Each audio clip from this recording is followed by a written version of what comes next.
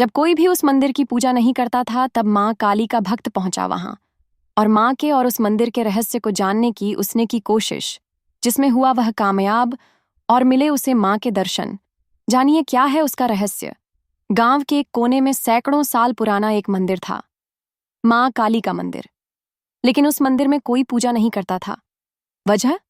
कहते थे वहां रात के तीसरे प्रहर 3 बजे कुछ असामान्य घटता है। गांव के बुजुर्ग कहते थे जो कोई रात के समय उस मंदिर में गया वो या तो लौटा नहीं या बदल गया। लोग डरते थे, लेकिन सच्चाई किसी को नहीं पता थी। एक सच्चा इंसान, विजय, 1968 में गांव में आया एक युवा अध्यापक, विजय रावत, जो विज्ञान में विश्वास करता था, भूत प्रेत में नहीं। उसने गांव वालों की बातों को अफवाह समझा और ठान लिया कि वह खुद जाकर सत्य का पता लगाएगा। अमावस्या की रात, जब पूरा गांव सो रहा था, विजय अकेला उस काली मंदिर में पहुंचा, हाथ में टॉर्च, जेब में मां की दी हुई काली माला। मंदिर के भीतर मंदिर टूटा फूटा था, मगर मां काली की मूर्ति अब भी वहां थी, विकराल मगर शांत। जैसे ही विजय ने मंदिर में प्रवेश किया, हवा अचानक भारी हो गई। टॉर्च की लाइट बार बार बंद हो रही थी। विजय ने हंसते हुए कहा, कोई देवी देवता नहीं है यहां, सब डर फैलाया गया है। और जैसे ही उसने मूर्ति के पास कदम बढ़ाया, मूर्ति की आंखों से खून की 2 बूंदें गिर पड़ीं। रहस्य की परत खुली। डर के मारे विजय पीछे हटा, लेकिन तभी उसकी पीठ पर किसी ने हाथ रखा। वो पलटा, कोई नहीं था, मगर मंदिर के अंदर एक सुरंग दिखाई दी जो पहले नहीं थी। विजय ने हिम्मत की और अंदर गया। नीचे उतरते ही वह एक गुफा में पहुंचा, जहां जमीन पर कुछ शब्द खुदे थे। तू जो भी हो, यदि सत्य के साथ है तो मां तुझे दर्शन देंगी, पर यदि अभिमान से आया है तो मां तुझे तेरे भीतर का राक्षस दिखाएंगी। और तभी गुफा की दीवारों पर उसकी अपनी छाया अलग अलग रूप में घूमने लगी, कभी जलता हुआ, कभी रोता हुआ, कभी चिल्लाता हुआ।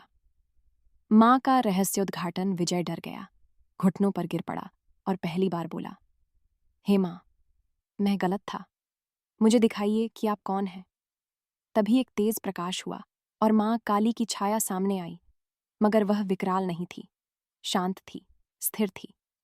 मां की आवाज गूंजी, मैं कोई मूर्ति नहीं, मैं तुम्हारे भीतर का भय हूं।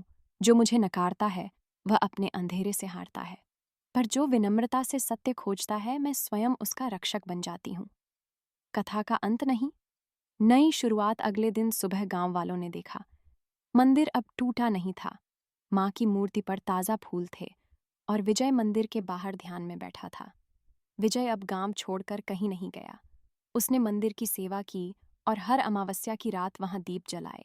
लोग अब भी कहते हैं, जो अपने अभिमान को मिटाकर उस मंदिर में जाता है, मां काली उसे न केवल दर्शन देती है, बल्कि उसके जीवन की दिशा भी बदल देती है। सत्यता।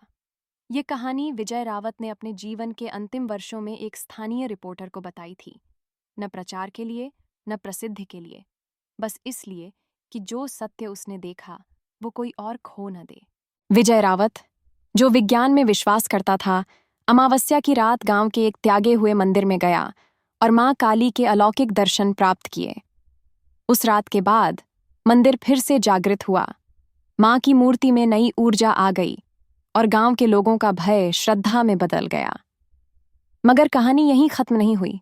एक रात जब मां ने फिर पुकारा, अगले 6 महीने शांत बीते। विजय मंदिर की सेवा करता, गांव में पढ़ाता और मां की मूर्ति के सामने हर रात ध्यान करता। पर एक रात, अमावस्या की ही तरह, आकाश काला था, हवा भारी। विजय ध्यान में था, तभी उसकी आंखें अपने आप खुल गईं। मंदिर की मूर्ति की आंखें फिर चमकी और मां की वही छाया फिर प्रकट हुई। भविष्यवाणी। मां की गंभीर आवाज गूंजी, विजय, एक समय आएगा जब एक स्त्री रक्तवर्ण वस्त्र में इस मंदिर की दहलीज पर रोती हुई आएगी। वह शापित होगी, परंतु उसी में मेरा भविष्य छुपा होगा। उसे त्यागना नहीं, अपनाना, वही तेरी अगली परीक्षा होगी। विजय चौंक गया, कौन स्त्री, क्यों शापित? मगर मां अंतर्ध्यान हो गई। आगमन। वह लड़की ठीक 41 दिन बाद, पूर्णिमा की रात, मंदिर के बाहर एक लड़की बेहोश पड़ी थी। लाल साड़ी, खुले बाल, गले में नींबू मिर्च की माला। गांव वाले डरकर पीछे हट गए। कोई कहता डायन है, कोई कहता तांत्रिक ने भेजी होगी। मगर विजय ने माँ की बात याद रखी। उसे उठाया, पानी पिलाया, मंदिर में शरण दी और खुला एक और रहस्य। उस लड़की का नाम था मालविका। उसने बताया, मुझे बचपन में एक अघोरी ने श्राप दिया था कि जब मैं 21 की होंगी मेरा शरीर आत्माओं का घर बन जाएगा और तभी कोई सच्चा साधक ही मुझे मुक्त कर सकेगा। माँ ने विजय को पहले ही यह बता दिया था। अब वह जानता था, ये सिर्फ उसके लिए नहीं, माँ के एक और रहस्य को उजागर करने का अवसर है। अगली अमावस्या, मुक्ति की रात। अगली अमावस्या को विजय ने मालविका को माँ के सामने बैठाया।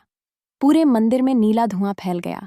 मालविका कांप रही थी, उसकी आंखें पलट रही थीं, कोई अदृश्य शक्ति उसे खींच रही थी। विजय ने माँ का मंत्र लेना शुरू किया। ओम क्रीम कालिकायै नमः, ओम क्रीम कालिकायै नमः। एकाएक मूर्ति के आगे ज्वाला फूट पड़ी और मालविका के शरीर से 3 काली परछाइयां बाहर निकलीं, चिल्लाती हुईं और उस ज्वाला में समा गईं। नई शुरुआत सुबह होते ही मालविका सामान्य हो गई, जैसे कुछ हुआ ही न हो। माँ की मूर्ति अब पहले से भी ज्यादा तेजस्वी हो गई थी। विजय जान गया, माँ ने उसे सिर्फ खुद के लिए नहीं, दूसरों के उद्धार के लिए चुना है।